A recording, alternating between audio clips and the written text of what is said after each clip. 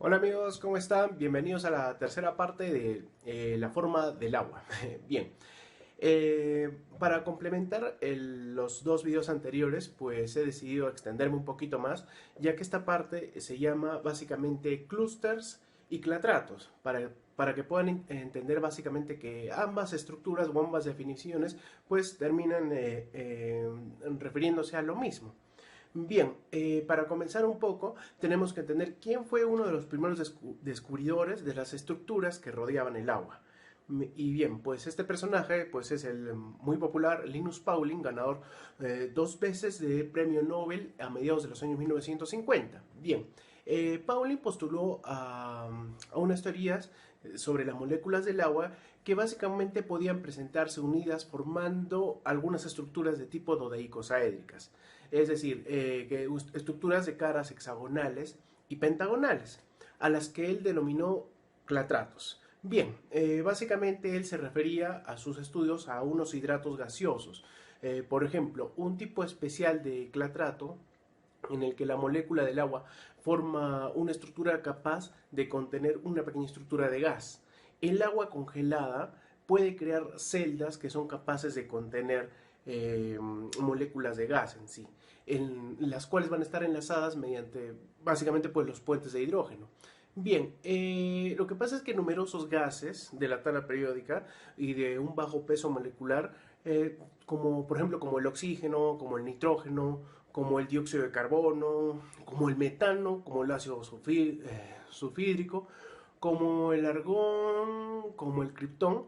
Bien, entre otros, bueno, lo que van a hacer es que van a formar clatratos bajo ciertas condiciones de presión, bajo ciertos grados de temperatura. Y bueno, cuando están vacías esas estructuras, las celdas, cuando terminan siendo un poco inestables y terminan colapsando. Lo que van a hacer es conformar básicamente un tipo de hielo convencional. Bien, la estructura del agua en nuestro cuerpo, pues lo que hace en su mayor parte, pues está conformado por lo que nosotros conocemos como el clatrato. El clatrato podemos identificarlo como una especie de un cristal líquido. Bien, es decir, es un estado intermedio de la materia en sí. Es un estado totalmente estable y que por tener esas características de un cristal líquido, o bueno, el clatrato en sí, podemos considerar clatrato como estructura de cristal líquido. Y este tipo de estructuras, que es básicamente la conformación de la molécula del agua, le va a permitir o le va a otorgar unas propiedades tales como los cristales ópticos, netamente. Bien, y eso lo que hace es que va a convertir a la molécula del agua, le va a otorgar una capacidad de almacenar información. Esa conformación lo que va a hacer es que va a permitir que la información y la energía de nuestro cuerpo pues recorran todo el organismo justamente a una velocidad, a la velocidad de la luz, a una velocidad lumínica en sí. Lo que va a aportar a nuestra sangre o a la molécula de sangre en torno a nuestra matriz líquida, en torno a nuestra sangre, pues va a aportar una sincronía y va a aportar una coherencia. Tal es la velocidad que, como hablamos en un video anterior, cuando les pone un ejemplo del océano, pues de que en el océano el agua de mar es un agua totalmente coherente, es un agua totalmente estructurada, es un agua que tiene una matriz de clatratos, o como le quieran decir, o el agua hexagonal, o es un agua cristal, un agua, incluso un agua que tiene la información de absolutamente todo, el agua diamante, que se le puede decir, sería netamente el mar al tener la información contenida en sí de todo. Bien, ¿qué es lo que pasa en el océano? En el océano, por ejemplo, los tiburones son capaces de detectar una gota de sangre a una distancia de unos 30 kilómetros. Eso se debe a que el agua que nos ofrece la naturaleza tiene esa conducta, tiene la capacidad de conformarse como un cristal líquido. ¿Por qué? Porque al estar suspendidos todos los elementos de la tabla periódica sobre el agua, esta le confiere los iones que están suspendidos en el agua de mar, van a conferirle a este la capacidad de formar clatratos o clústeres que van a estar ordenados en toda su matriz. Bien, o sea, el agua en el mar, por ejemplo, ya se comporta como un cristal líquido. Toda información va a ser transmitida a través de esta agua por fotones. O sea, toda la información que tenemos básicamente son pulsos de luz. Pulsos de luz que van a estar constantemente siendo absorbidos por esas estructuras que van a resonar como si fuera una estación de radio. y van a replicarse en todo el recorrido, en todo el entorno, hasta donde el agua esté pues conformada combinada a un ordenamiento determinado de un clatrato, de una estructura cristalina, de una estructura cristalina, o básicamente la molécula del agua ordenada como un cristal. Bien, lo que pasa es en nuestro cuerpo pues también, al ser como un mar propiamente, tiende a desestabilizarse en algunas oportunidades con nuestras propias emociones, ya que nuestras emociones pues básicamente son luz, son información, solamente que nosotros no podemos percibir cómo es que nuestro propio pensamiento, nuestras propias emociones modifican y condicionan absolutamente toda nuestra biología. Es decir, los pensamientos incluso y las emociones tienden a desnaturalizar o renaturalizar el agua que está contenida en nuestro ser. Lo que pasa es que estos pensamientos que tenemos o las emociones son básicamente un motor, una señal de radio. Por eso, para nuestra cabeza, pues básicamente es como una radio que está constantemente recepcionando y transmitiendo a la vez. Entonces, lo que pasa es que estamos emitiendo a nuestro cuerpo una resonancia en una calidad de ondas y frecuencias que van a estar conformadas pues básicamente por fotones, es decir, por luz, que básicamente no podemos ver. Entonces, ¿qué sería más, por ejemplo, lo más gratificante para nosotros o lo más saludable? Incluso podría ser el hecho de beber un pensamiento equilibrante en un vaso de agua sucia, pues podría ser más saludable que beber un agua totalmente despolucionada, químicamente esterilizada, o que tiene diferentes procesos de purificación para su potabilización desde de nuestro sistema de depuración de aguas, o bueno, desde el sistema que nos ofrece el servicio público. ¿Por qué? Porque ellos, pues básicamente lo que pasa es que no saben cómo tratar el agua, o sea, no saben que el agua necesita un flujo, una estructura dinamizada totalmente, que tenga las mismas funciones de la naturaleza.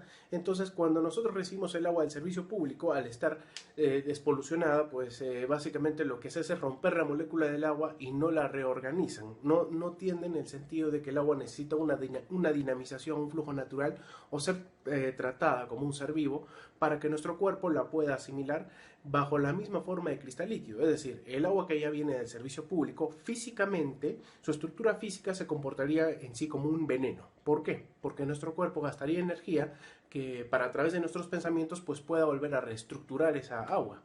Bien, el agua es la que permite en sí la conexión electromagnética, perdón, esa conexión electromagnética y fotónica en toda la estructura de nuestro cuerpo.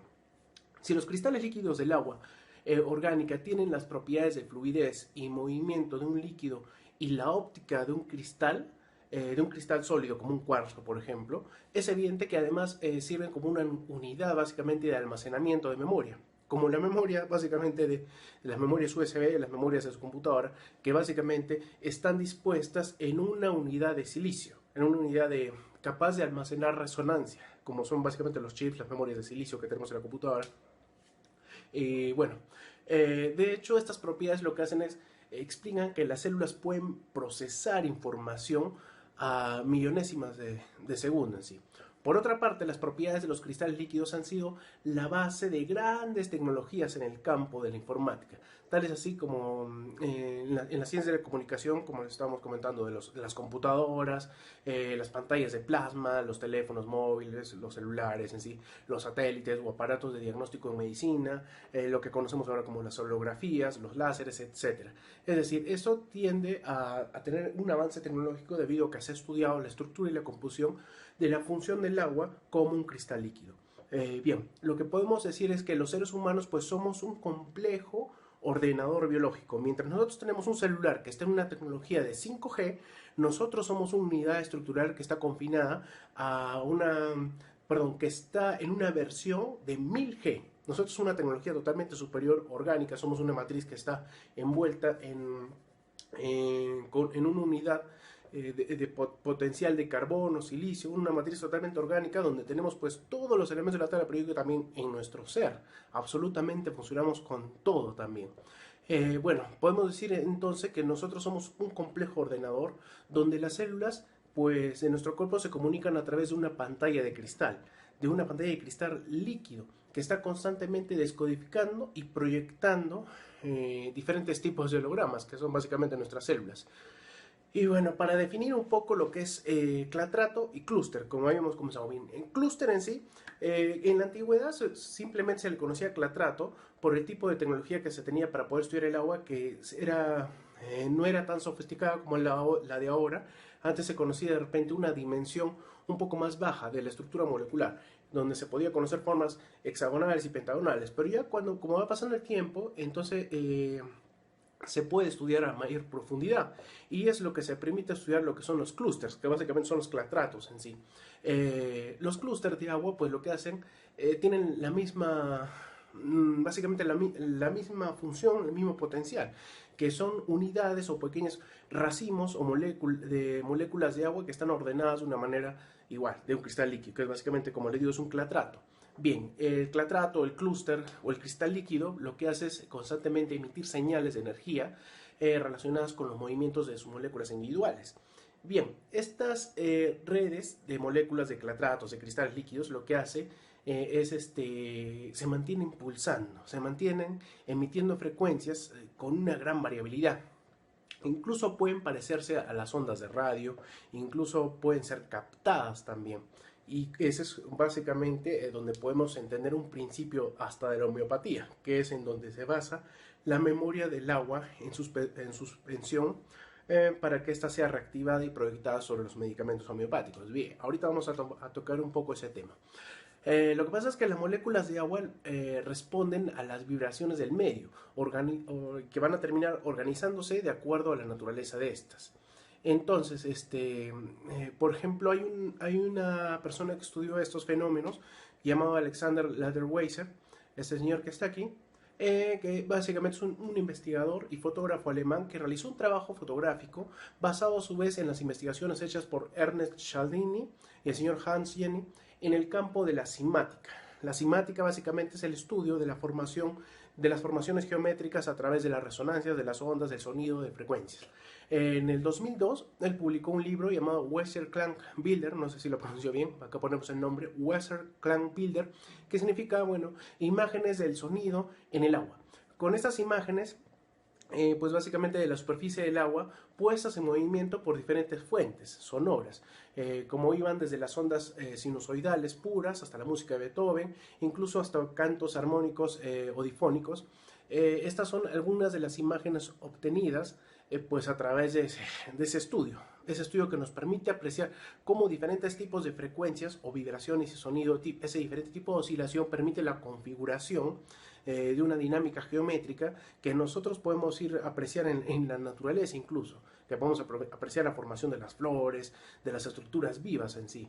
Bien, por ejemplo, para poder entender el concepto de que el agua pues tenía ese potencial de almacenar esa memoria y de generar formas, se dio también otro estudio mediante unos experimentos en bioquímica que se comprueba básicamente como una inmunoglobulina, la inmunoglobulina E, que es un anticuerpo que está presente en diferentes reacciones alérgicas o algunas reacciones inflamatorias, puede estimular a los leucocitos basófilos para que liberen una cantidad determinada de histamina contenida en sus gránulos. Todo porque se le puede transmitir a esas células solo la información cargada con el anticuerpo y que va a ser memorizada en el agua y se va a transmitir simplemente a través de resonancia.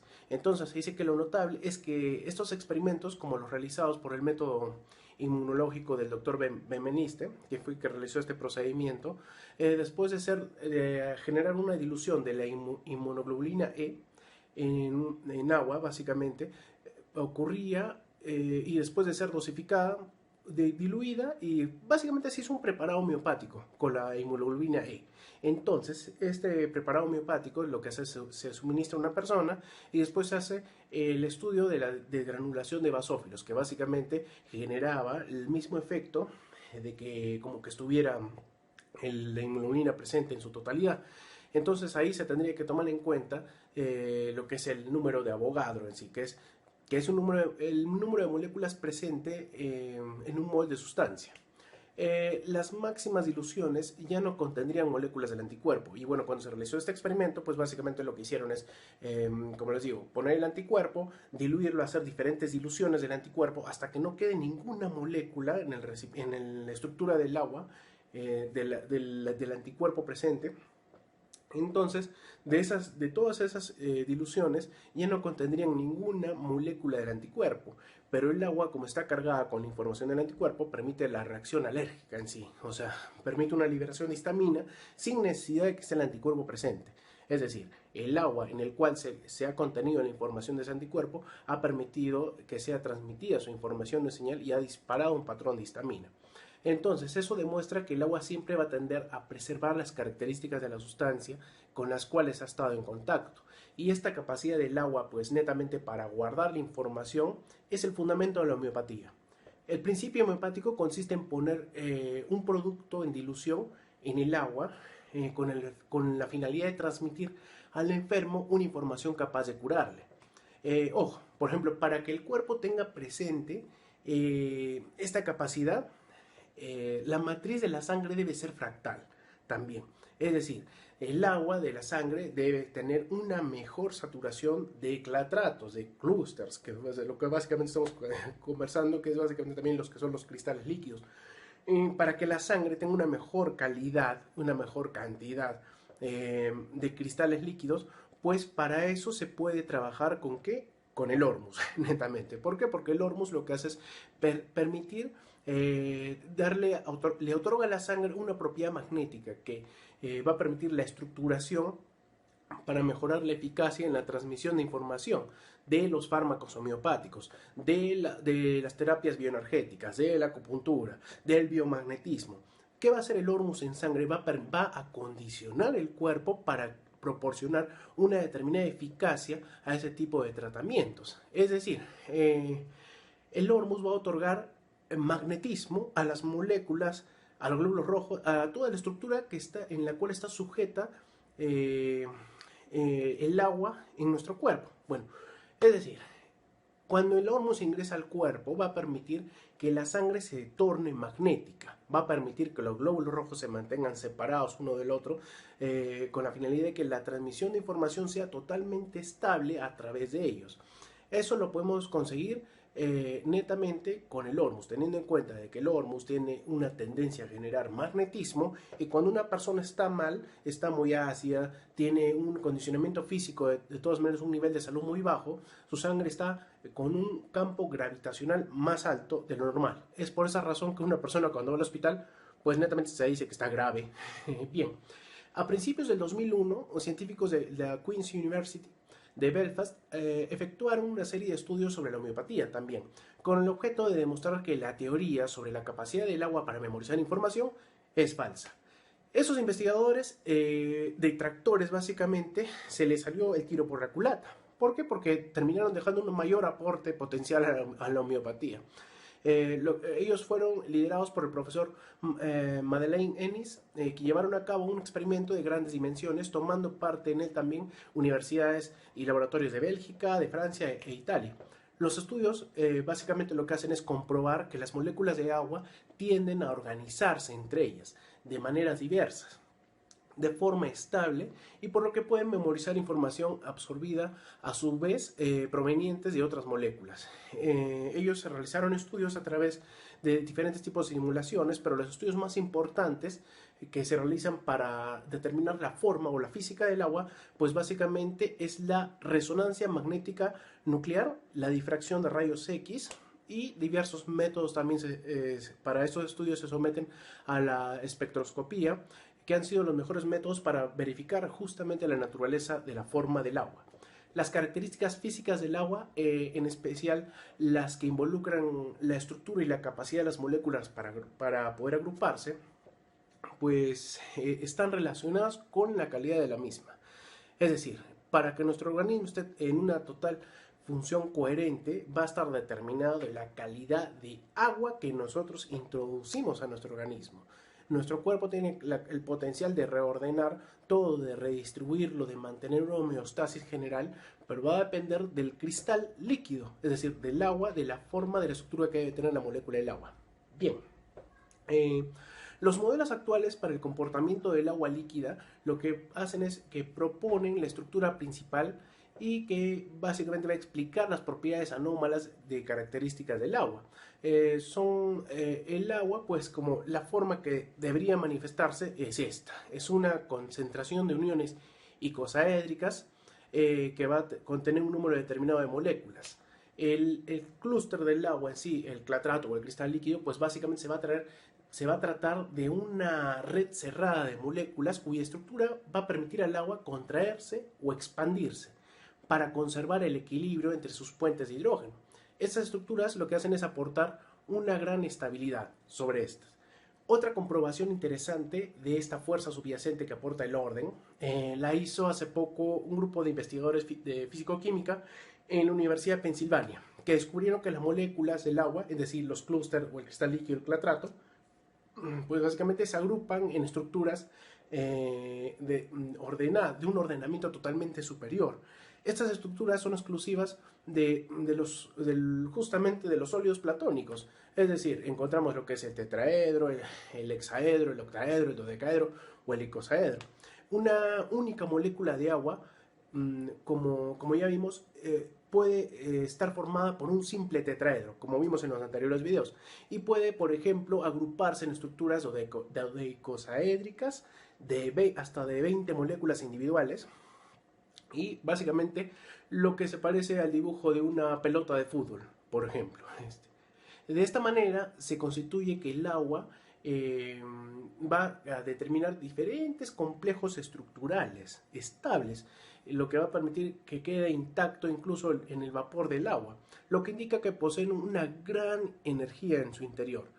Los tiempos de relajación en unos estudios, por ejemplo, acá de resonancia magnética nuclear, o también le pueden denominar los estudios de RMN, resonancia magnética nuclear, reflejan las propiedades cinéticas del agua. Es decir, el ancho de una línea indica el tamaño de la estructura molecular que va a determinar la velocidad de rotación.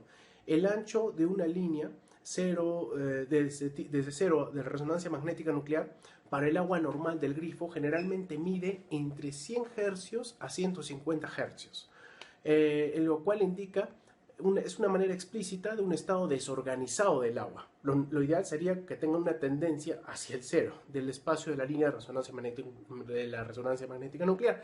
Bien, el tamaño del clúster o el tamaño del clatrato o del cristal líquido, dependiendo que tenga un tipo de enlace hexagonal o se suele medirse, debería de tener una tendencia por debajo de los 70 Hz. Es decir, cuando mide por debajo de los 70 Hz, el agua suele tener una mayor saturación de oxígeno. Por ejemplo, en la siguiente tabla que está aquí mostrando, es obtenida a través del libro el puzzle del agua hexagonal el puzzle del agua y su llave hexagonal, del autor Mu-Shik Yong. Aquí les pongo la portada del libro. Y bien, lo que muestra es lo siguiente.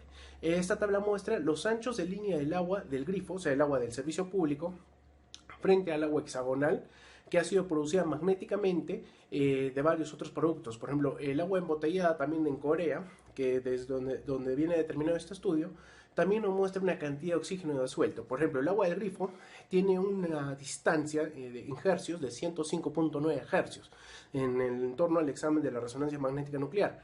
Y el oxígeno disuelto en el agua que tiene esa saturación esa saturación de 105 Hz es de 6.2 miligramos por litro, mientras que el agua magnética o el agua totalmente estructurada pues suele tener un menor largo en su análisis de resonancia magnética, es de 61.6. Como les vengo diciendo, es por debajo de los 70 Hz, es donde se mide una mejor calidad de agua en su estructura hexagonal, si es que se tiende a formar el análisis de la resonancia magnética nuclear. Entonces, el agua magnética o el agua estructurada tiene una mayor saturación de oxígeno, es decir, tiene 9 miligramos por litro, en proporción a las otros tipos de agua embotellada que se pueden encontrar acá, que tienen diferentes variables en sí. Lo que hace a estas formaciones se les puede definir como una estructura con densidad de información extremadamente alta. El nivel de organización de estas formaciones es tan alto como el de los cristales, es decir, como los cuarzos, como venimos repitiendo. El agua netamente para que tenga una estructura coherente y nosotros podemos tener conciencia de que la estamos tratando como un ser vivo cuando le damos una conformidad natural, es decir, cuando almacenamos el agua en un recipiente de terracota, en un recipiente de barro que tenga una conformación de acuerdo a los parámetros de la naturaleza, una forma de huevo, en la forma de una fruta, incluso para poder guardar el agua, que sea porosa y que sea un medio oscuro. Nosotros otorgamos al agua la capacidad de que se autoorganice en cristales líquidos y tenga la capacidad de formar clatratos. Bien, el nivel de organización en formaciones es de un cristal, o sea, cuando el agua tiende a formarse un clatrato, un cristal líquido, es tan alto que básicamente son las estructuras con más alto orden de la naturaleza. Por lo que estos agrupamientos, pues también se les conoce como les digo, como el agua cristalina, como el cristal líquido en sí.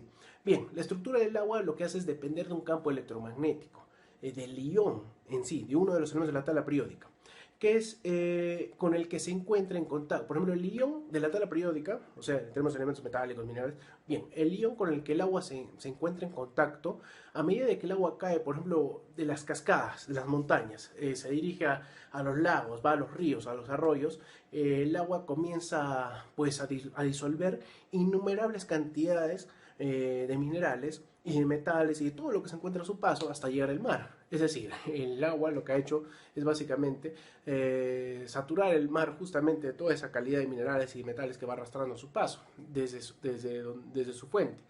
Así, de este modo, a menos que el agua haya sido destilada, se incluye en sí misma pues numerosos sólidos disueltos.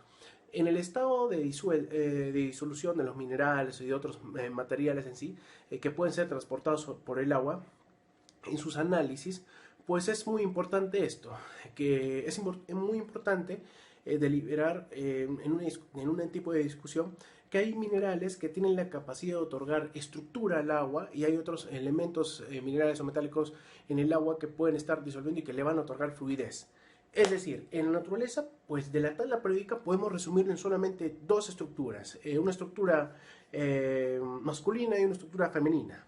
De todos los 118 elementos de la tabla periódica, los podemos dividir básicamente en dos, que serían elementos que forman o dan al agua una conformidad totalmente pentagonal en su estructura y elementos que conforman al agua y otorgan una calidad o una formación, perdón, hexagonal. Entonces, existen solo dos tipos de iones en todo el universo, que serían los que constituyen la estructura del agua. Unos van a romper la estructura, van a otorgar fluidez y otros van a aportar estructura y van a generar diferentes tipos de propiedades en el agua según ese condicionamiento. Si se coloca, por ejemplo, un ion de un determinado metal o mineral de la tabla periódica en el agua destilada, se forma un poderoso campo electromagnético alrededor de ese ion y lo que va a hacer es alterar el agua. Todo el agua que está contenida cerca de ese ion metálico va a ser alterada porque va a comenzar a tener una forma de fluidez o una forma de estructura, una forma pentagonal o va a tener una tendencia hacia una forma hexagonal. Con el transcurso del tiempo, lo que se hace básicamente es descubrir que ciertos iones lo que hacen es fortalecer la estructura hexagonal del agua y otros iones debilitan la estructura.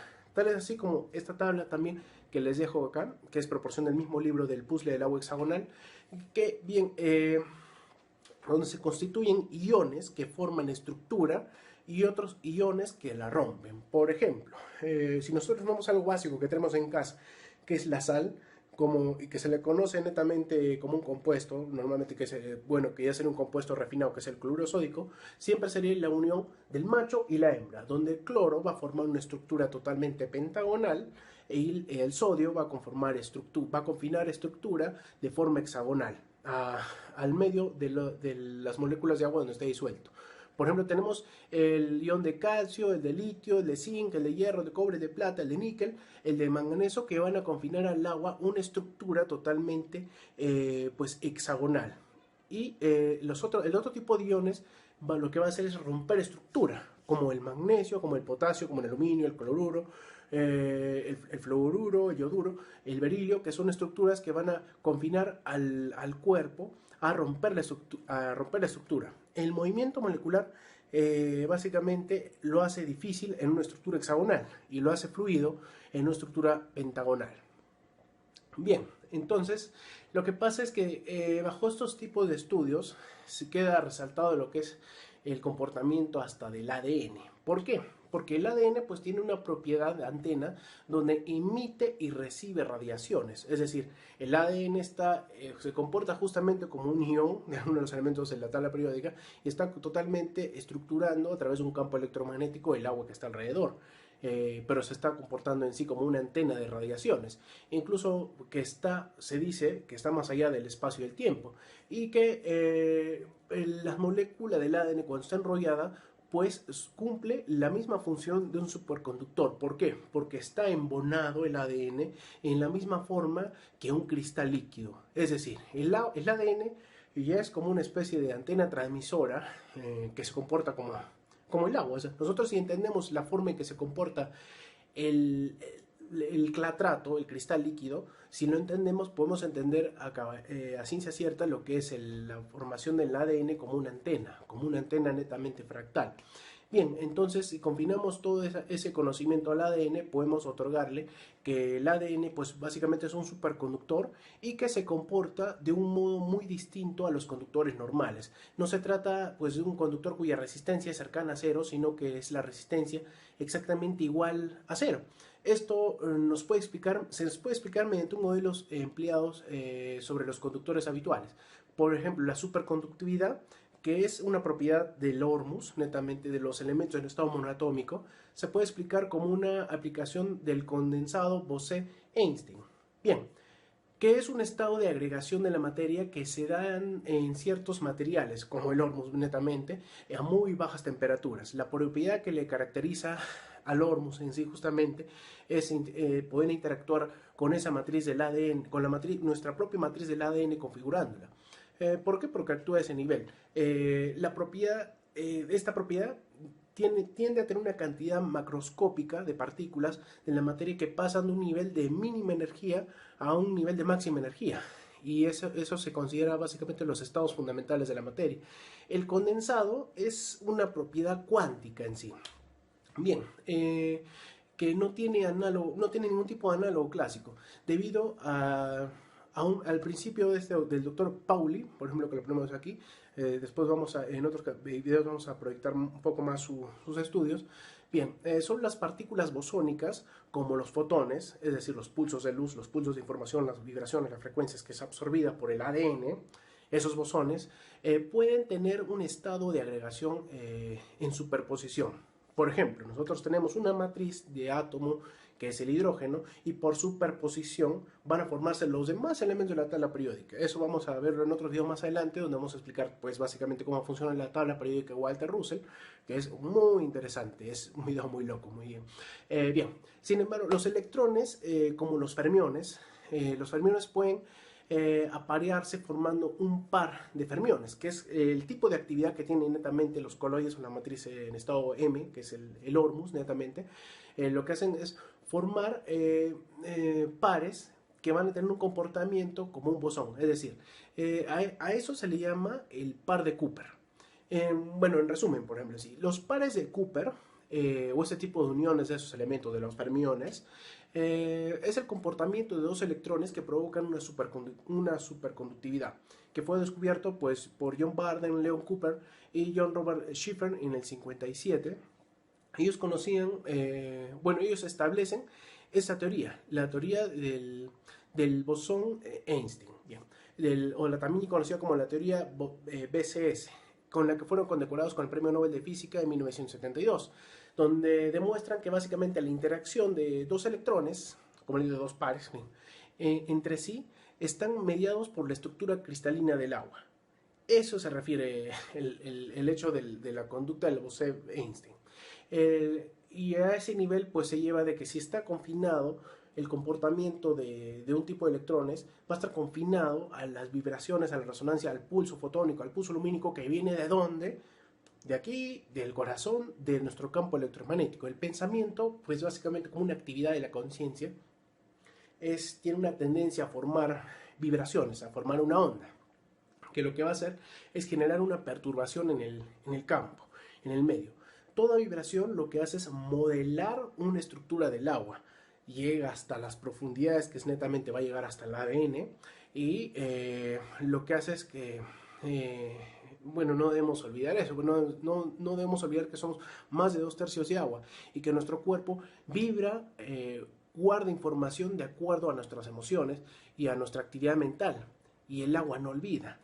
Entonces, el ADN en nuestro cuerpo lo que va a hacer es responsable de la información genética del cuerpo, es responsable de la vida en sí, que va a estar determinada por el agua, por esa transmisión. Por otro lado, por ejemplo, nosotros cuando mantenemos una buena calidad de hidratación, es decir, cuando generamos que el agua se comporte como un cristal líquido, eso va a llegar hasta, va a tener todo ese potencial que va a llegar hasta lo más profundo, pues, de nuestro ser, para confinar un ADN normal o un ADN anormal.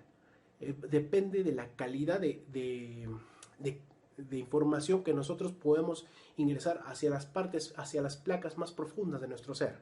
Es decir, tenemos que otorgarle a nuestra sangre fractalidad, y para otorgar fractalidad necesitamos disponer de elementos en estado monoatómico, ya que actualmente vivimos contaminados por diferentes espectros electromagnéticos, del celular, del radio, del televisor, de muchas estructuras metálicas en nuestro entorno, de las estructuras metálicas en nuestra habitación, básicamente de campos magnéticos que no son fractales, generan un ruido determinado y baja por ende la señal que debe recepcionar nuestro ADN para poder ser retransmitida a todo nuestro organismo. Pero de eso va a depender la calidad del agua. Bien, eso es todo hasta ahora. Nos vemos en el próximo video, donde me voy a explayar mucho también sobre lo que es el agua de mar en sí, sobre qué es el consumo, la aplicación terapéutica y el tipo de sal. Previamente, de repente el siguiente video va a ser una presentación sobre el tipo o la calidad de sal, que básicamente somos nosotros. Bien, eso es todo por ahora. Muchas gracias por compartir, por compartir este tiempo conmigo para que puedan entender. Voy a tratar de hacerlo un poco mejor todavía. Nos vemos. Gracias.